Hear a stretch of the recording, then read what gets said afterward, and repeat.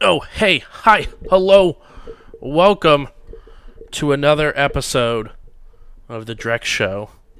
Um, I think this is the first official Drek show. I think it's official. I went through back to past episodes and renamed them the Drek Show for a consistency thing.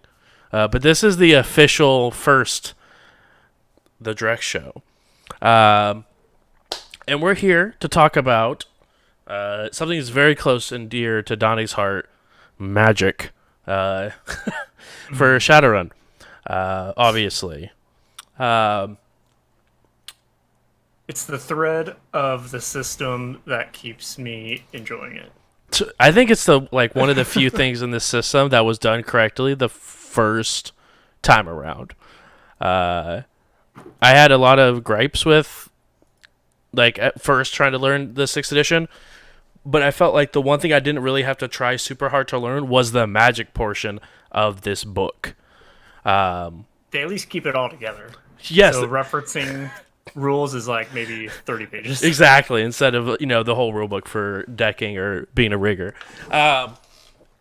That being said, I think the first thing we can go ahead and start with, Donnie, is differences between fifth and sixth edition and what that looks like for the magic systems. I know there's not a whole big difference between the two. They kept it relatively close. I mean, it looks like there's a big difference if you compare the stat blocks of the spells and whatnot.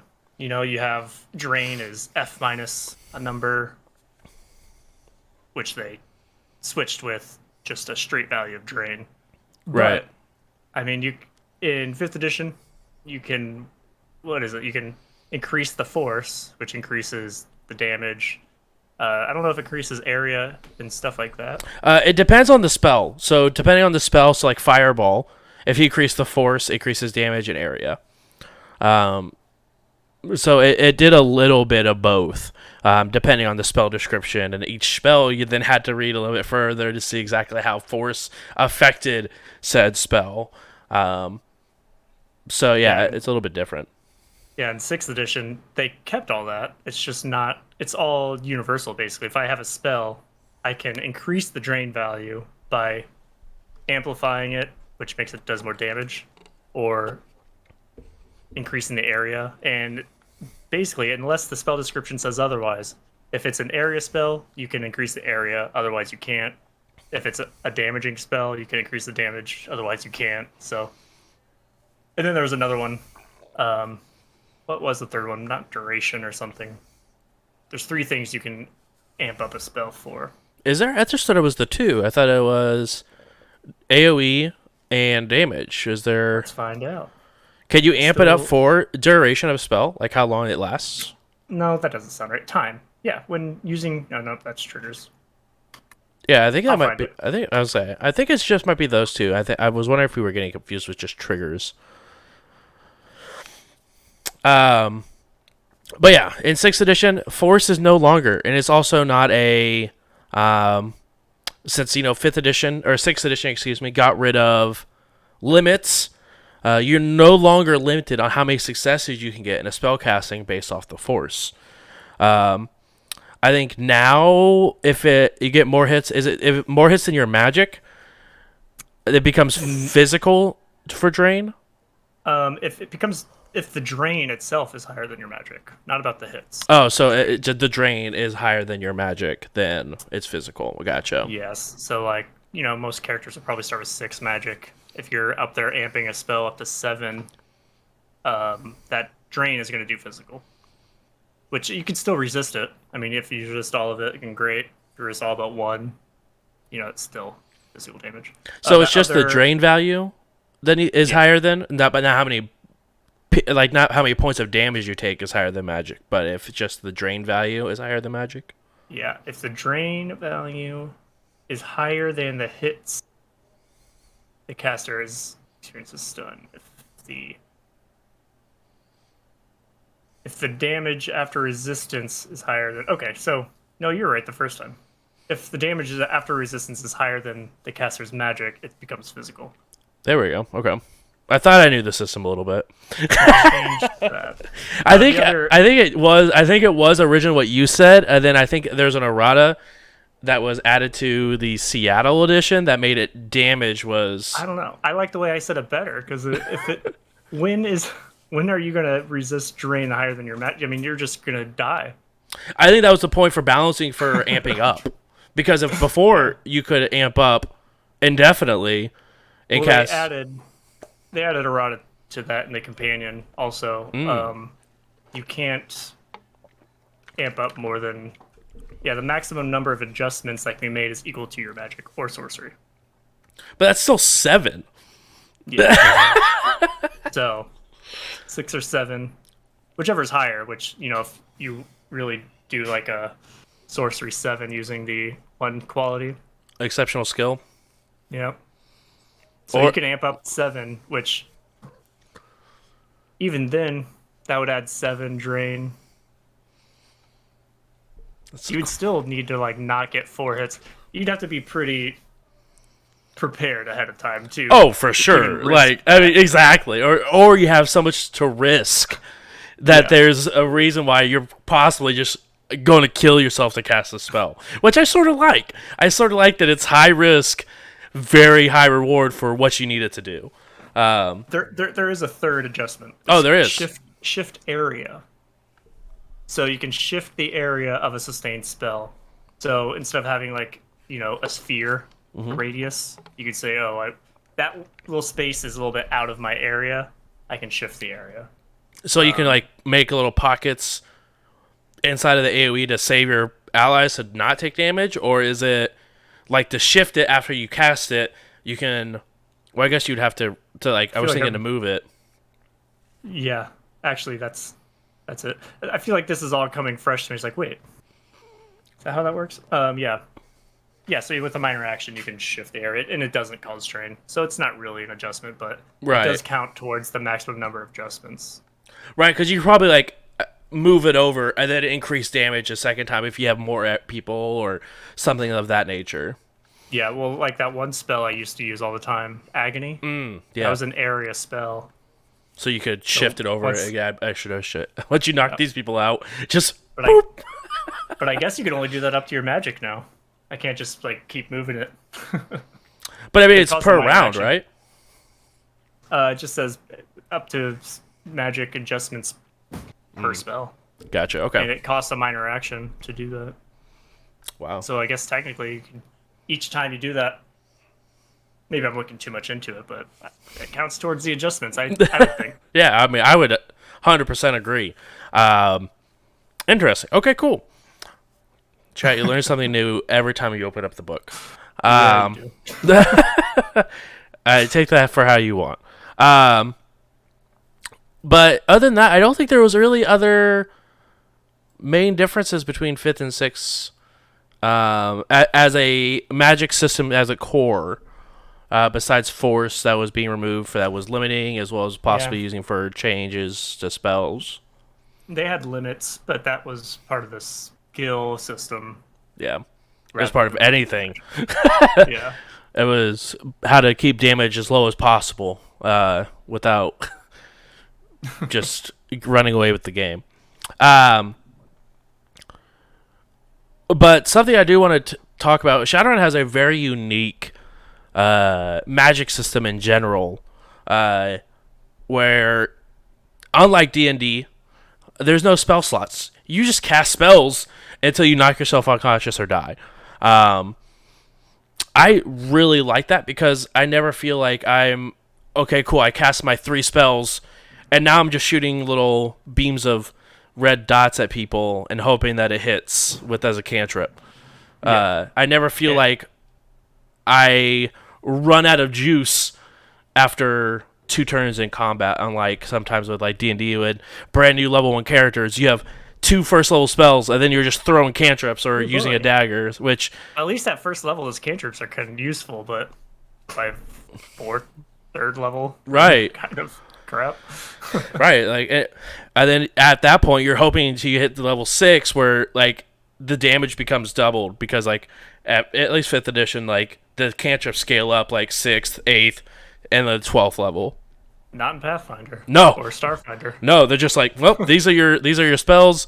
Good luck. This is what damage does. This spell will do 1d3 damage. You're welcome. I'm level 20. 1d3 damage.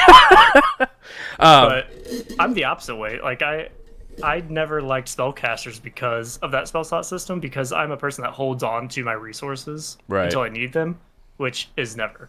Right, I never need so- them until I'm dead, and then it's too late to wait- use them. Yeah. I'm like, I wait till the moment before death before I should pop that potion. I So feel that. I'm the player, I would just use cantrips constantly, or in Starfinder, I'd probably just use guns and like, oh yeah, I've got spell slots. Who knows? This isn't the boss yet. But Shadowrun attracted me to becoming a mage the first time we ran it, because if you manage your drain, you can shoot or cast spells pretty much indefinitely. I mean, there's some low drain value spells, especially the character I did. I just did mostly stun bolts, which is like 3 drain. Right. Not that big of a deal. No, not when you're throwing like 13, 14 plus dice. Yeah. Not including if you have spells that also increase your drain value, so that way you can just indefinitely just have boosted stats and you're doing really, really well for it. I mean, if you're an elf, you know, your max, without any qualities, your max charisma is 7, I Yep. think. And then you can have 6 for spellcasting. Or, no, it's just magic and charisma. Yeah, magic. If you're a shaman tradition. right. So, you know, without any fancy qualities, that's 13 out of Keragen, with a third of that, which is like your average hits, is going to be Yeah. 3 or 4 hits. So it's pretty you alright. can pretty reliably survive 3 drain, which is what a mana bolt does, Right. Exactly. or stone bolt, whatever it is. Right. But I love that I can feel like a spellcaster at any point without feeling like in other games. Since you and I are very similar, of like I'm going to wait to use all my spells for the boss fight, or hope that I don't use them too early. But at that point, even if I use them too early, then I'm a mage for 5 seconds, and then I better hope I'm good with something else for the rest of the time. Or the other side of it is I hope I'm really good at something else, and then I'm sort of like a lackluster mage because I know I'm only going to use those spells in very dire situations. But with Shadowrun, I can always just throw a spell if I need to. It's just Agony. a very, very, very good system that I thoroughly enjoy. It's probably my favorite portion of the Shadowrun universe, is like the magic system itself. Even Agony is a 3 drain value. Most spells run between 3 and 6, and 6 is for like the higher combat spells. That's like improved reflexes, where it's like 4 Yeah. base, and then every hit you take, or every additional point you add, is another point of drain that stacks up very quickly. But at the same time, if you're only taking like 2 damage, it's 2 stun damage, and you also have a chance. Or I guess, can you resist that with body, or is that just what you take? It's just what you take. Okay, Well, you resist it with your drain test, basically. gotcha. And then you don't get to resist the damage. It's just what happens Yeah. to. But Yeah. there is no way. because of the condition modifiers. Right, because you guys keep getting those negatives all the way down ones. until you just take your nap.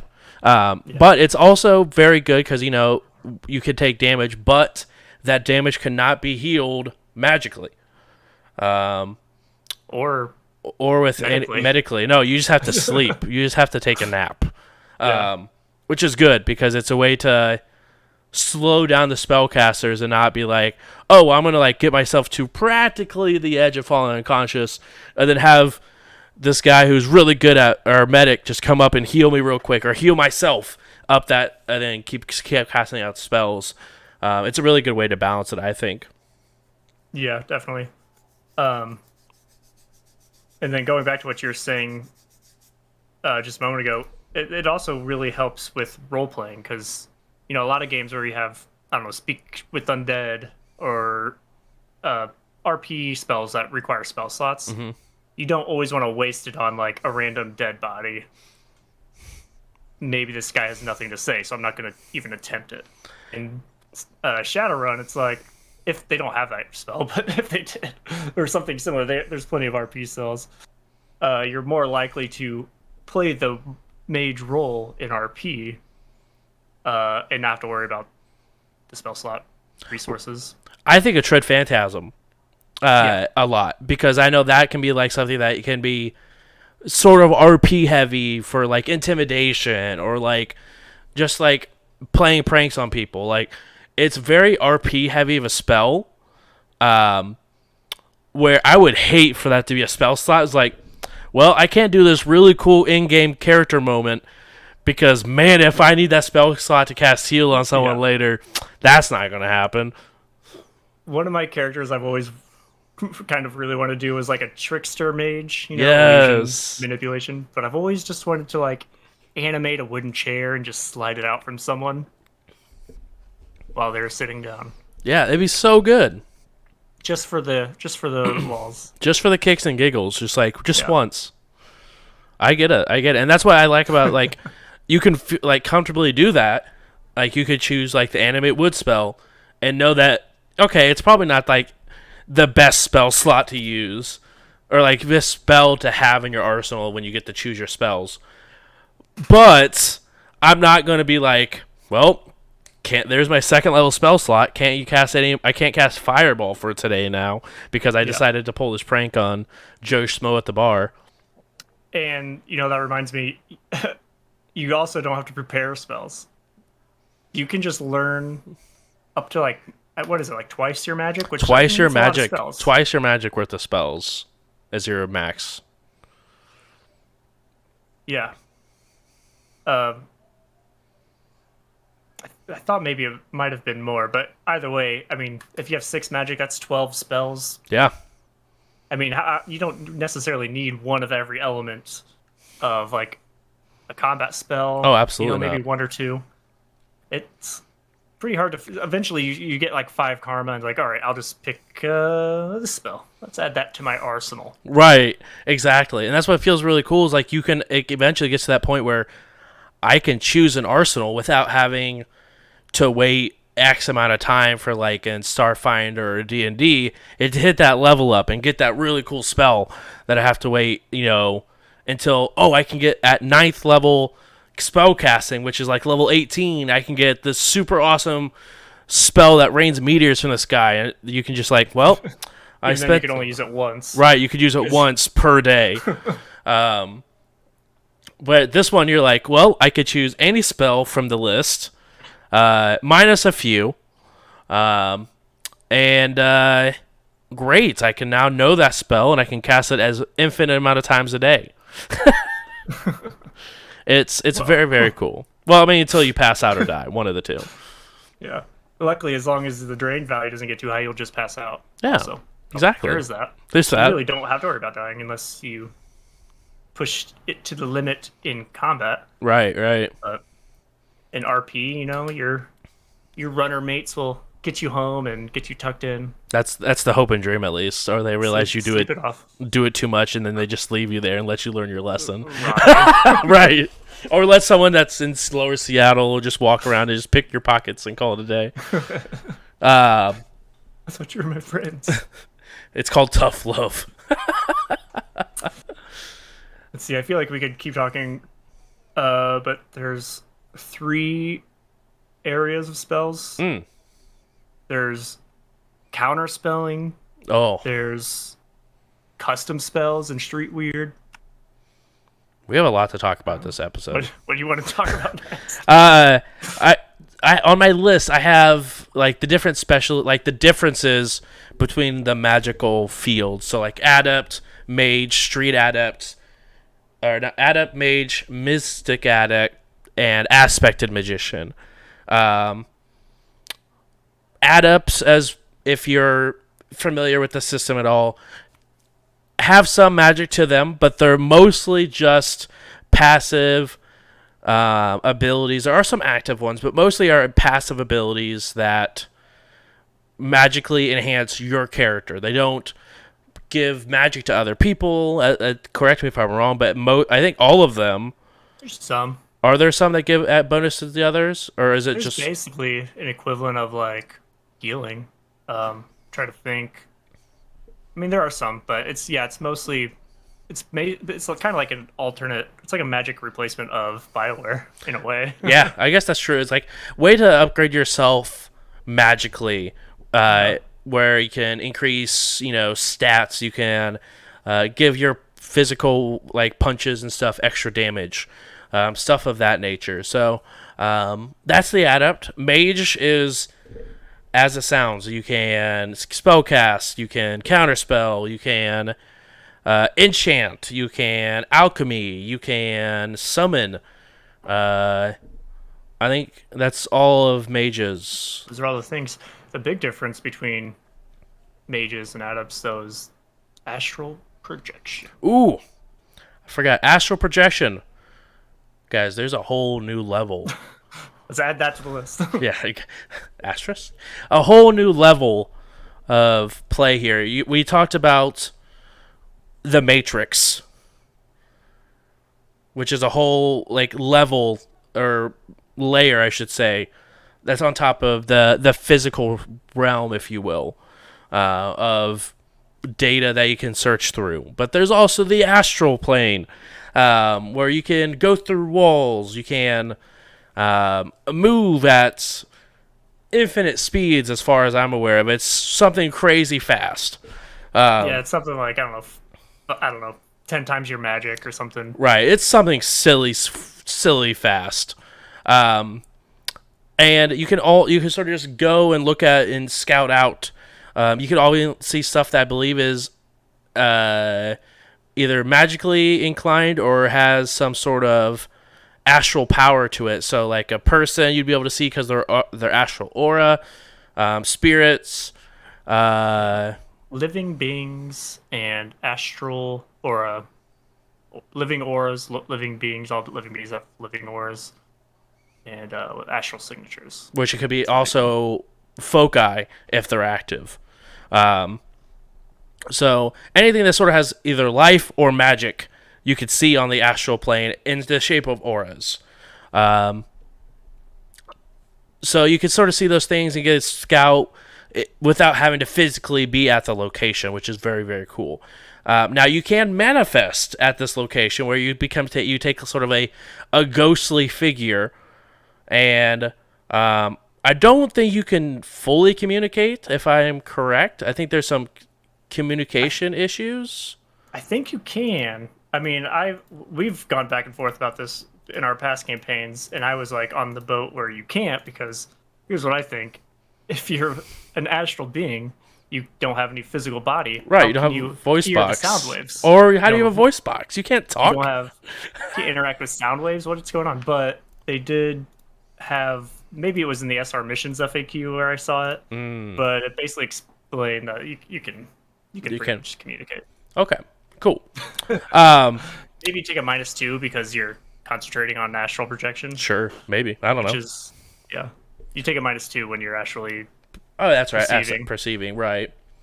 And it's something that's very dangerous while you're astrally projecting is losing your body, which all sounds fun in games until someone decides to move your body and you no longer know where to go because you just don't know where your body is. You lose track of it when you're not inside of it.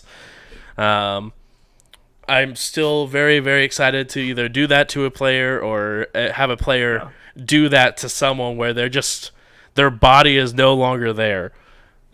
Sounds. They have to do what, like astral tracking or have like homecoming. I think. Yep. Astral homecoming. Yep, astral homecoming, where you have to try to make a test to try to find your body, and if after so much time has passed, I don't know exactly what that time frame is, but after so much time has passed, I believe you get stuck in the astral plane. You just kind of turns into like a literal ghost. Yeah, you literally just turn into I think you turn into an actual spirit, like a spirit, like summoning spirit. But yeah, you turn into like a ghost where it's like, Depends on your religion. right, I guess, yeah. I think you just actually become like a spirit that doesn't know where their body is and just gets lost there, if I'm correct. Yeah, astral curfew. You Yeah. can stay away from your body for magic times 2 hours. If you stay out too long, you reduce your essence by 1 each hour. If it hits 0, you're dead. Yeah. And your astral form vanishes in a puff of astral smoke. That is... So it's worse than we thought. Right, no, it's a lot worse. You're just done. But then again, that's like... What? Max essence is 6, right? Yeah. Well, it's based off your magic.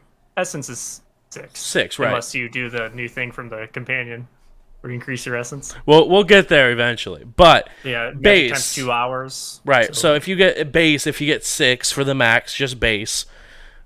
Before you are lost to the astral forever, you have 18 hours. You recover 1 point of essence per hour upon your return, so it's not permanent. No, it's not, nice. which is good. But you have 18 hours starting off a character creation if you just do the base before you're just dead. Yeah. I wonder if you can be captured by a spirit. Like astrally? Yeah. That'd be really dirty. I'll see why not. But you would, as long as your body stayed at the same location. But what if the spirits just held on to you and like I think they would have astral jail. I wonder if there would have to be a spell. I don't think they could physically. You can physically punch. I mean, yeah, I guess you maybe could grapple, but I think eventually, unless it's literally impossible, eventually you'd break out because it's just a grapple. I guess it's up to the GM. Yeah, I don't think you can grapple. I don't know. There's I mean, a lot of. You could. I think you would be it.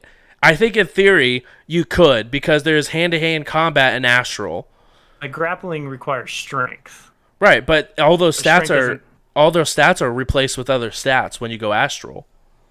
Yeah, it's replaced with astral. So would you replace strength with astral? Yeah, you just replace strength with astral, and you just have an astral fight. Let's see.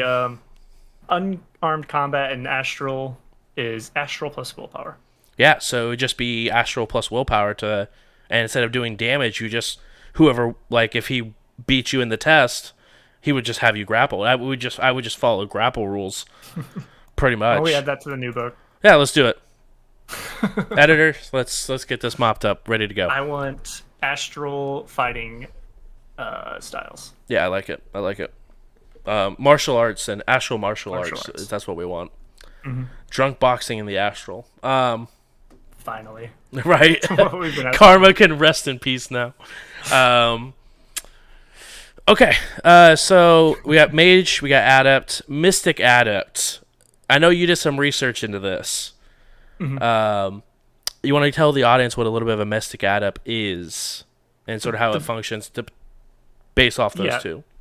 The biggest effect is just like character generation. It's they've got a little bit of their magic in the physical form, which is adept powers, but then the rest of it is pretty much a full mage.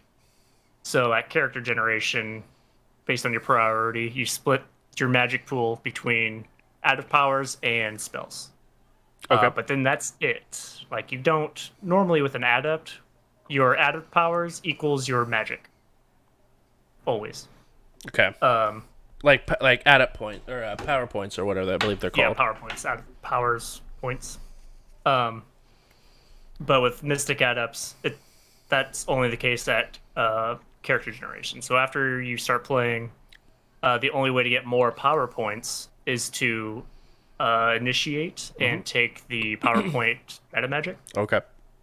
But if you increase your magic, you don't increase your power points. But beyond that, it's the same. They can't actually project without the adept power, I believe. I think that's correct. And yeah, they can still do enchanting and summoning. They get less spells at the beginning of character generation based on how you split up that magic pool. Right. So but the priorities are the same as the other magic aspects. So yeah, they're kind of cool because it's in the long term they're the strongest mage because they have access to power points, Right. but they have the same access to magic as everyone else. It's just you got to build up the karma to unlock it all. So yeah, I like them, but they're a little bit underpowered at character generation, I find. Yeah, that I definitely would agree. Like having to split your pool that heavily can definitely take an impact when you're looking at other spellcasters and making sure that you fit into a role. But once you get like into a decent campaign, I feel like they are pretty freaking strong, to say the least. Yeah, and then also, I mean, for the most part, unless you're a face or something, adepts are close combat. You know, their drain attribute is body, unless you get an adept way that changes it. And then mages, it's all willpower and charisma, or willpower and logic. So to be an a mystic adept, you're kind of splitting your role in two. Right. So it's kind of hard to focus. It's hard to min max. Right.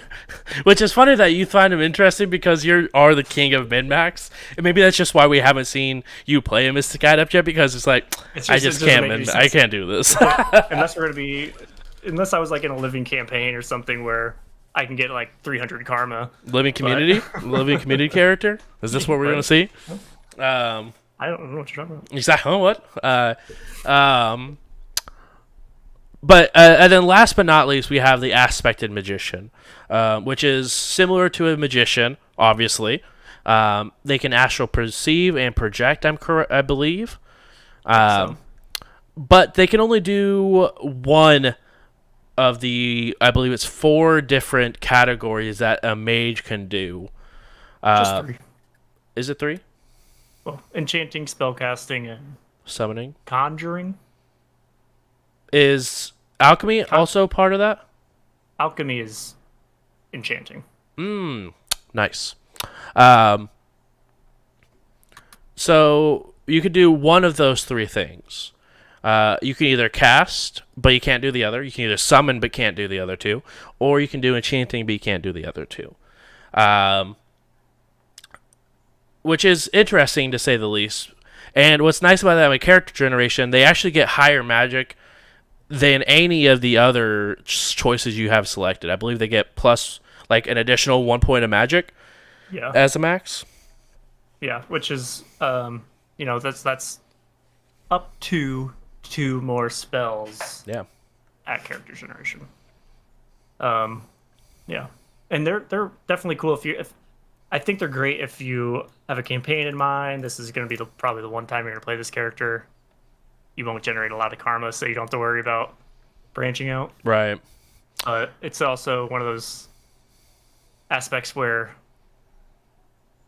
you'll be great at what you do, but I mean, if you have to be able to focus on it. So I think go ahead.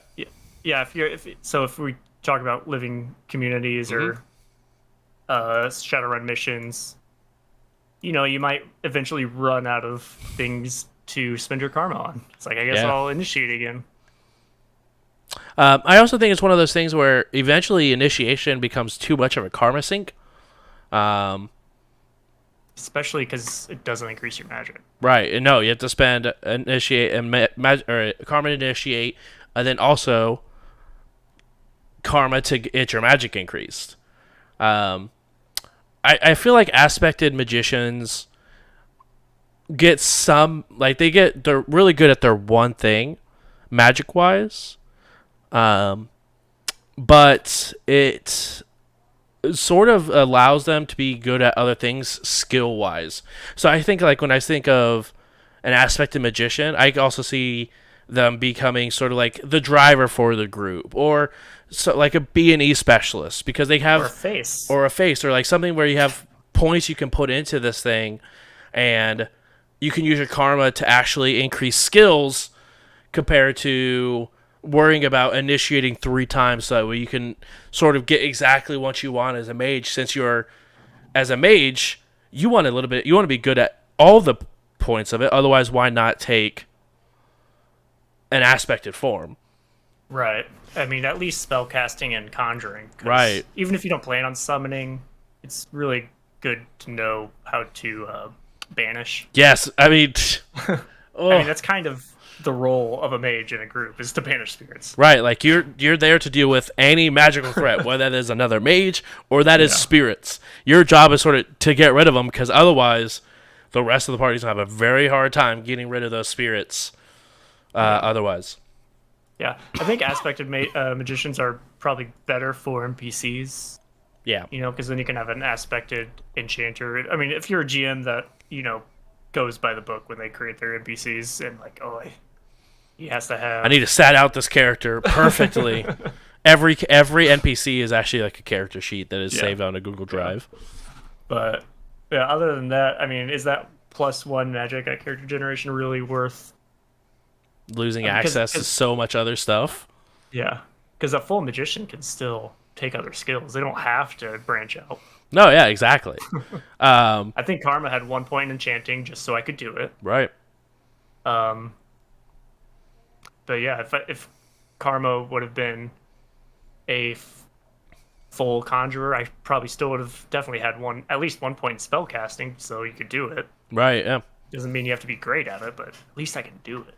Right, no, I agree, and I think that's another situation where I think it sort of fits is like, for instances, for our group, where you have 7 players, and it's okay to go to aspected because you'll probably gonna have 1 or 2 other spellcasters.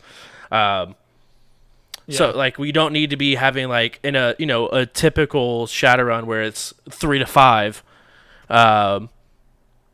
and one of those need to be a mage, right? in a perfectly round group, one of those need to be a mage. Where you have this larger group where you can have a couple of mages, and one of them could probably be aspected, and it doesn't necessarily hurt. Yeah, I always like the idea of having like an enchanting aspected mage, just to have a really strong. Because enchanting is one of those things where it's, I don't know, you kind of have to really be good at it to be good at it. I was going to talk about things that were not super good in 6th edition magic wise, and it sort of fits right in enchanting. At least Enchanting's always been a tough spell as far as I know. it's been very difficult in multiple iterations of Shadowrun. Mostly because you also have to take time to prepare it ahead of time. And not only do you have to take time to prepare it, but the longer that after that preparation is complete, the magic becomes weaker and weaker and weaker and weaker. So if it's like, oh, well, we got caught in traffic, so now we're at 2 hours behind schedule. Well, that magic just got quite a bit weaker than casting the spell right on the spot. And a lot of spells, are like line of sight anyway. Why would I prepare something when I could just cast it? Right, and that's like, I know at the end of season 3 of We Run the Night, you guys were beginning to dabble with some magic bullets, like a sniper rifle bullet that had a fireball on it.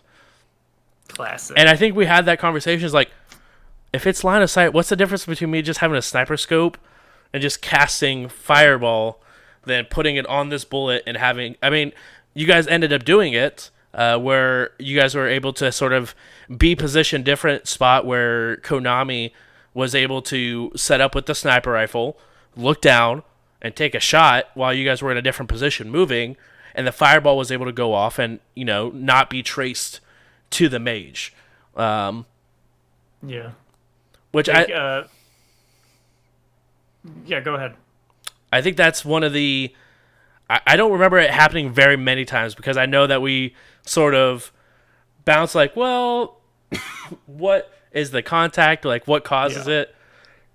And maybe combat spells aren't like the best use of enchanting, but maybe, like slipping a rat poison in someone's drink. Instead of doing that, you could put like a spell that gives a status effect so that when they go to sip it, And I think that's where, which we'll talk about later, but like, I know there's not like a very many spells that give status effects, besides like, maybe like cold or something like that from like an ice spell. But Yeah. this is where you could be able to like truly create spells, like we'll talk about later with Street Weird. We could create a spell that just does this, right? Like maybe like you touch a liquid and it gains like the poison quality or something like that. Yeah, I don't remember all the conditions, but I'm sure there's one that's like nauseated. I I'm think is sure. one. Yeah, make a spell that is nauseated. That'd be like a really good enchanting spell. Or I mean, you can literally buy those magic pills. It's awesome, Street Weird, and Right. you don't even have to be awakened to do that. But I did think of one going back to the fireball bullet example. Mm-hmm. You can't shoot fireball through a window because it would blow up on the window, Right. even though it's glass. But you can shoot a bullet, and the trigger is going to have to trigger on a life source. So the bullet will basically carry that fireball Through the window, and then it would hit the living. That's Yeah. I don't know if that's a rules as written thing, but I definitely saw it in the Shadowrun missions FAQ that indirect spells yeah. start at the spellcaster. Right. Right. Which is So glass, will glass, a wall, line of sight. anything like that would break that line of sight. So if you have a big enough bullet or whatever, it absolutely would just carry that right through. And then, hey, guess what? You made impact with whatever the condition I gave you was, and then it goes off. Yeah. It definitely has its place, but it's very, very hard to find those niche situations where I don't know how aspected magicians that go enchanting function as a character, because it's so niche where you'd almost have them as only a contact. Yeah. Basically, every talismonger is going to be an enchanter. Yeah, because like, why do I need to like hardcore pour into enchanting when I could just go down to my talismonger, ask, hey, are you good at enchanting? Great. Can you make me something that I need that will last me X amount of hours? Okay, cool, great. Yeah. And especially when even foci, to make a foci, it costs karma. Mm-hmm. And to bond a foci, it costs karma. Right. So if you buy a foci, focus is plural. Right? Foci is plural, yeah. Singular. Yep. It's cheaper karma to buy it than it is to To actually. make it yourself, and it's extremely difficult. Right, 'Cause yeah. It's like it's something about net hits. It's not just your hits on the test; it's net hits. So if Yeah. you prepare for like a 6 force focus, and you only end up with 4, well, the 6th force you wanted is actually now a 4. Right. And that could be possibly a lot of materials as well that's just wasted. Especially if you're looking for an upgrade going from like a 4 to a 6. And you're like, oh, well, I got another 4 I'll sell foci. it. I guess I'm selling this one. It's going to make me some decent money. But It sounds damn. like an MMO. Right. It's almost like perfecting that skill, like that enchanting skill. Where it's like, well, I didn't get that +1 upgrade. I guess I'm selling it because it doesn't hit that Lost the +2. nuts. Right, exactly. I don't know what Final Fantasy's like, but in Elder Scrolls Online, if you want to upgrade one of your things from like rare to legendary, you have to spin the specific mats, and then it's like a chance. Yep. And if that chance fails, you just lost the mats. Yeah, you just lost the mats, and it's just like a bad quality item. Yeah. Yes, it's exactly, which is it's very similar to how this one works, and it's sort of scary. I don't even attempt it unless I got like a plus 90% chance. That's what I'm saying. That's what I'm saying.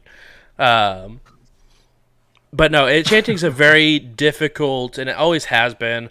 But it's also one of those things. It's difficult because if it wasn't hard, it'd be very, very strong to use. And I think it's mostly difficult just for foci creation. I think it's probably the main reason why it's so difficult for enchanting to be good. Yeah. Because foci at higher levels are very expensive. Once you get like power foci and stuff like that, very, very expensive. So if you can easily make it, great. I just need I need like 3 weeks, X amount of materials, and I'll just create my own foci. When we had Jason on, I said I wanted a flaming sword. Mm-hmm. And after that interview, I went and looked up. All right, well, what dice pool would be like a good, reliable enchanter to like go into combat with a couple of flaming knives. So you just pull them out and stab. And it wasn't terrible. It's really the potency you got to watch out for to make sure you use it within like 12 hours. Right. Which isn't that bad. You deal with the drain beforehand. Right. So you don't have to worry about passing out during combat. And then, technically, I mean, if you go to stab someone, it does the damage from the stab, and then the fireball or whatever would Goes trigger, off, right. and then it does that damage, all for the same action cost. Yeah. So you could do some. What's that tactic called when you do a lot of damage in one hit in MMOs? I guess burning. Yeah, Burn just down their burning. HP. Yeah, burning. Yeah. More dots. Glass cannon. Boom, boom, boom.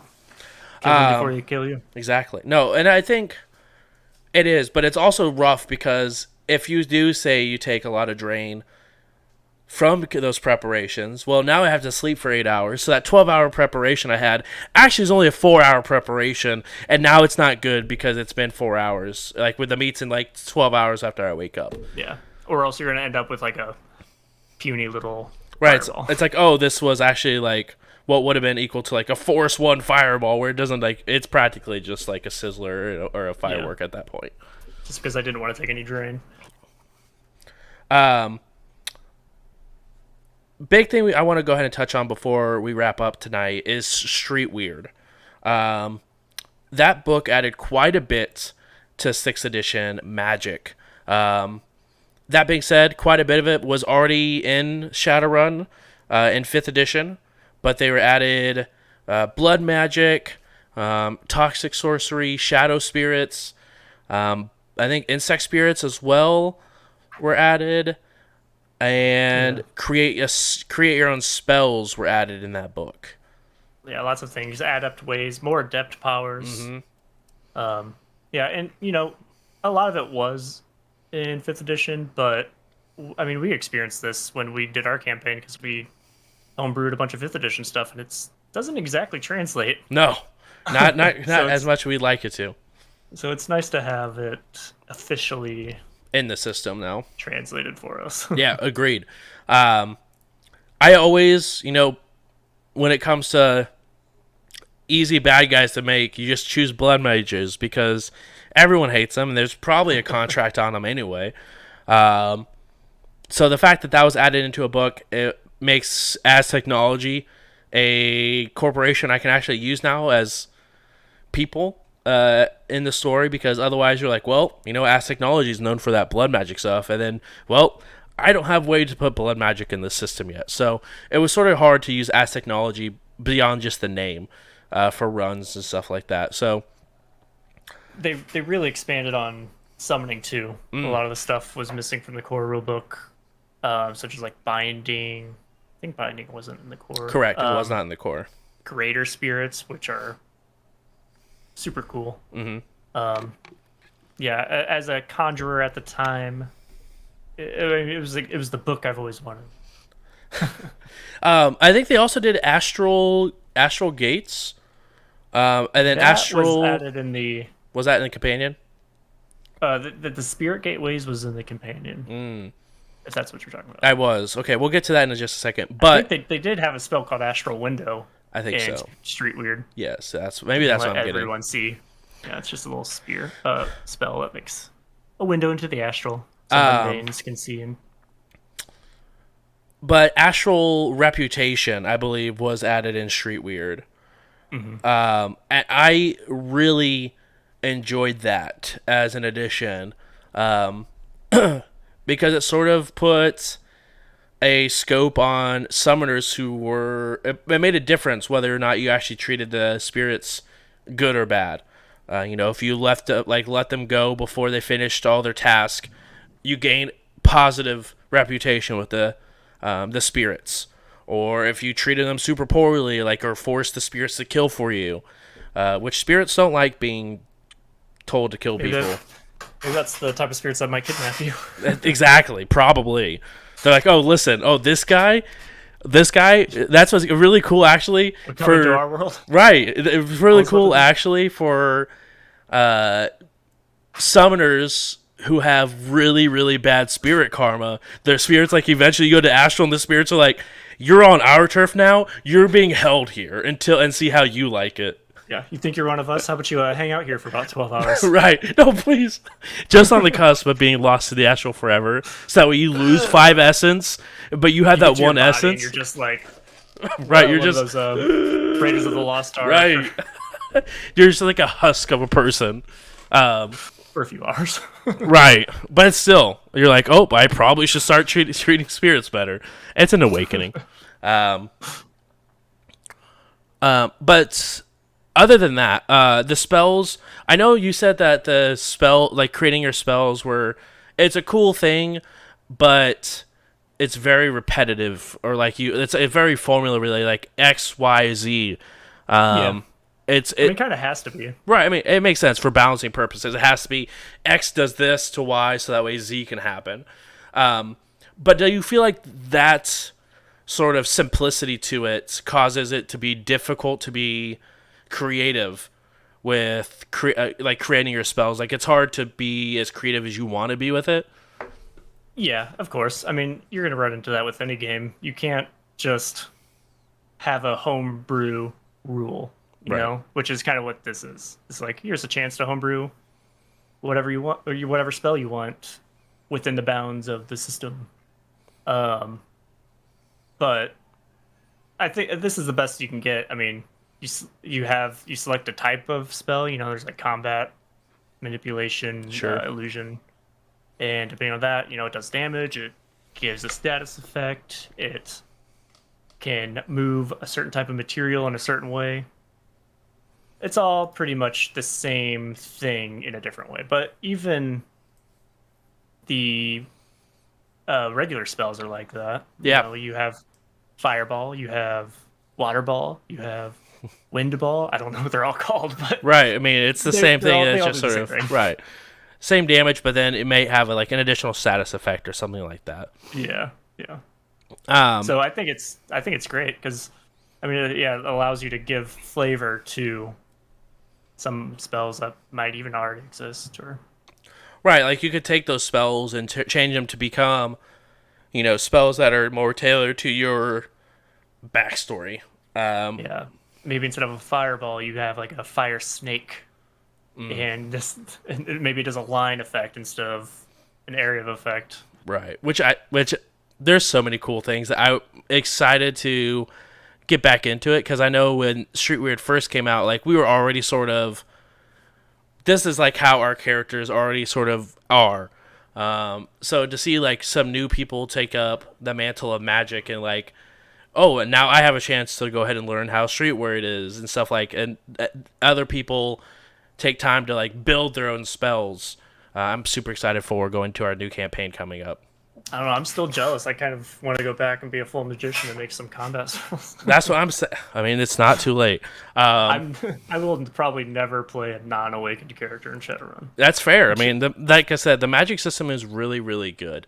And it's one of those systems that's like, even I have a hard time thinking, like, what would I play? It was like, well, it's probably going to have some magic. The time I did play, I was an adept, because it's like, I want to be an adept because magic is super dope. I don't know if I want to learn how to do summoning and all that other stuff.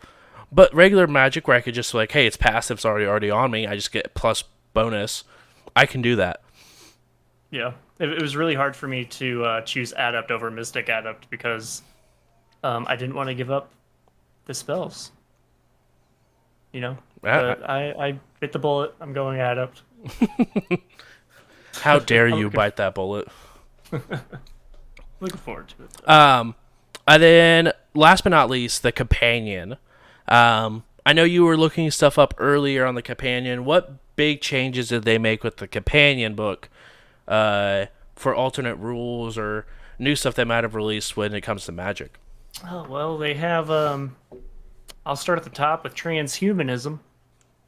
That's the rule that allows mundanes to not awake. Oh, become like maybe to become awake. Yeah. I thought Surge? that was the one that lets them. yeah, transhumanism is basically the initiation for the essence hole.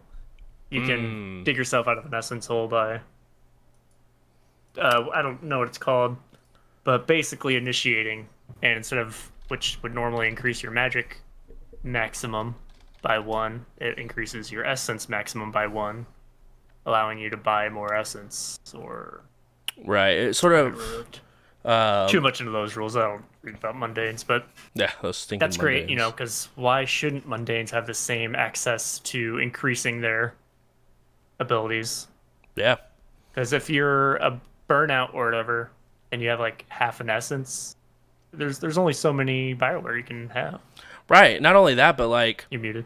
oh, sorry, I hit the letter V. Not only that, but like, if you think about it, like mundanes who are heavily teched out, where you lose up all that essence, like if you cast a healing spell on them, it's almost impossible to heal them at certain points. But if they get their essence back, they still have all this cyberware, but you can start healing them easier because they're gaining a lot more of their humanity back through essence gain. Yeah, but the one you're talking about, I think, is Latent Awakening. And then all of these rules in the companion are all optional. Right. So, they're very up to your GM to choose. But Latent Awakening allows a mundane character to awaken. And I think it starts at 0 magic, but Yeah. you can still increase it. And I don't know, I have to look more into it. But we did that with Ian's character. Exactly. We homebrewed that for Konami and our week-long texting session that we did. Mundanes, they're going to run into the same issues as st- uh, decked out Street Sams. Eventually you just kind of run out of stuff to spend karma on. Right. So why not awaken? Why not awaken? Eventually, like the thing that's I've noticed is like eventually you sort of hit that point where nothing's worth sinking X amount. Like, because eventually a new rank in something is you get to 8 or 9 or 10 ranks. And it's like 10 times 5 for that new rank and something. So it's like 50 karma to dump in for a +1 die. It's like, why would I do that when I could just spend X amount of karma? And guess what? I now have magic, so I can start looking at becoming an adept. And also, maybe you just want to be a mage. Yeah. Why re-roll a whole character when you just kind of want to cast magic? Right, and it's a form of multi-classing, I guess. Yeah, and it also leaves for a really, really cool character story. Like, thinking of the time, like, when Ian became an adept, like, it was a really cool story that we barely got to, like, we got a little bit towards the end of it when you guys started running into that girl again after you guys saved her out of the ship. But there was a big mana storm that hit at the same time, and Konami was up on a high perch looking down with their rifle and got struck by a mana bolt and then became awoken. It's really cool opportunities for stories to sort of evolve as well to match the quality. It just, more options are always better, in my opinion. Yeah. I love games that just have tons of options. That's why I love Starfighter so much. So many options. So many options. But what else did they have? There's Spirit Doorways, which is, you brought it up earlier, I really enjoy. Because spirits are one of the more common complaints. Not in a bad way, but their spirits are a game-breaking system because whatever the scenario, you can summon a spirit to take care of it for you. There's hardly any risk because the spirit dies. It's like whatever, and they can do anything except for Matrix stuff. But Spirit Doorways, basically, there has to be some sort of material for that spirit that you summon to materialize. So if you summon a water spirit, there has to be a puddle or enough moisture in the air. I think, they have examples here. An appropriate spirit doorway for kin, a spirit of kin, for example, is any locale that is personally well known to the summoner. So I guess some of it's more abstract than. Right, like you can only summon it if you are familiar where you are at, which is very Open. interesting for a spirit. Yeah. Like, oh, I can only cast this if I'm on my home turf type thing. Yeah, and then they have more literal ones like for fire, open flames, lava, hot materials. Um, yeah, and then it's kind of interesting for the more abstract spirits as well, like the task spirit, places where tools and parts are stored, or where physical labor is regularly performed. So maybe I don't know, would they materialize as a giant tool monster? They got wrenches for fingers. I think the way I would handle it would be like just like a sort of almost like a shadow spirit, like a it looks like a humanoid form, Yeah. but it Maybe some light passing through it might actually literally cast a shadow. right exactly where like but you can only summon it like in a tool shed where like the shadows from the tools coalesce Yeah. together and become this tool spirit. Yeah. That kind of this is a little slightly off topic, but like in the astral, you know, you're not seeing with your eyes, you're not physically seeing anything, but what you're seeing figuratively is the emotion Right. of the physical world. So it's almost like these spirits only can materialize if the emotion of what their purposes exists. So in a construction zone, there's a lot of construction emotion. A lot of loud It allows it- noises. Yeah, it allows it to gather enough energy to materialize. Right, which sort of goes into like I don't think I think they started introducing it slightly, but background count or background sort of has that emotion to it where it sort of Yeah. what you were saying, like the emotion is there, which has like depending if it's good or negative emotion, but it sort of coalesces and becomes that spirit. Yeah. We can bring that up because they replaced background count in 6th edition with ebbs and flows. Ooh, thank you. If you want to go ahead and discuss that, and that'll be our last point that we go over.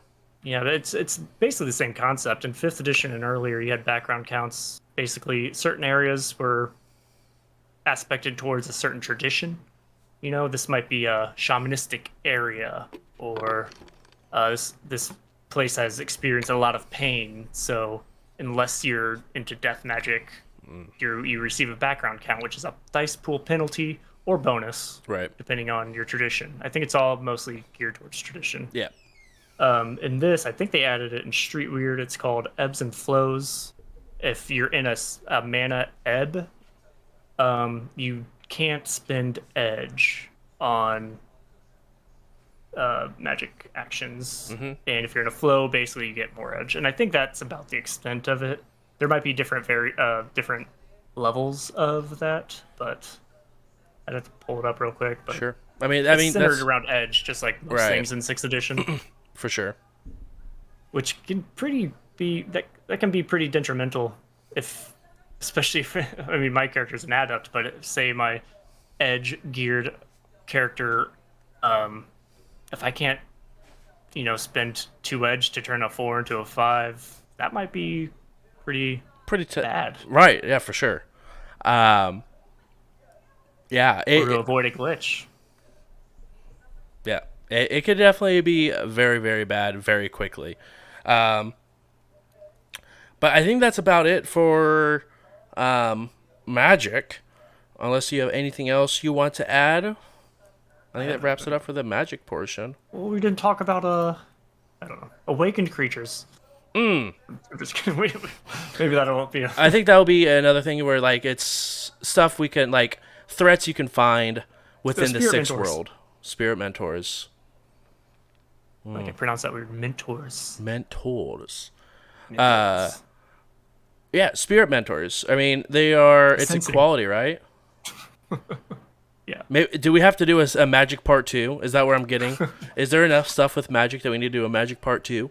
There is when I'm. You know what? You're not wrong. But chat, that is where we're going to head and wrap up for this evening when it comes to Shadowrun Magic on the Drek Show. Stay tuned. There may be Magic Part 2 because there is still quite a bit to unpack Magic Part 2, Electric Boogaloo. You're right, Frostbite. Is that a new spell? I think so. I think it actually might be a Spirit Mentor. Only does arc damage spells though. But thank you guys so much for coming, hanging out. Really do appreciate it. We are a bi-weekly Shadowrun podcast / show that we do here. So make sure to check that out. Wednesdays at 9 p.m. Eastern Standard Time. The next episode should be on the 20th, unless something crazy happens. But it should be on the 20th. What do you think that's going to be about? I was thinking either Magic 2, if there's enough stuff to cover a Magic episode. Have we done rigging? We haven't done rigging, which I was thinking might be another one we're doing. But I was also maybe we want to do rigging, and then we also have mundane stuff we haven't talked about. Yeah, I was going to say equipment could be anything. BioWare, augmentations. I think we might do either Magic 2 or rigging for the next week. Since we've done Matrix, we've done Magic. We might do that. We also, I guess we could do sort of like a half and half, or a 3-part if there's enough. Magic, Technomancing, and rigging. We might be able to toss those 3 sort of in a one episode, because Technomancing, I guess Technomancing might take a little bit extra, because it's not Magic, it's not Matrix, it's in between. We touched on it. Did we touch on a Matrix? Matrix episode. We might have. So it's either going to be Magic or rigging. And going with that for the next episode. So make sure you guys stick around. Once again, we are going to be swapping over to a Shadowrun campaign starting August 6th. August 6th. Which is the Gen Con show, which is why Donnie's giving me a weird look like that. But it will still be held on Thursdays. But we are doing a special premiere episode on August 6th. So make sure you guys are around for that. It's going to be a fun, cool time. And if you're in the Indianapolis area, make sure to come by Gen Con and see us live. It's going to be very cool, very nice, and it does not cost anything to come see. It is a free event. So come do that. But other than that, thank you so much for coming and hanging out. Donnie, do you have any last remarks before we go out for the night? Nope. All right. Well, thank you guys for coming and watching another episode of, I guess, the first episode of the Drek Show.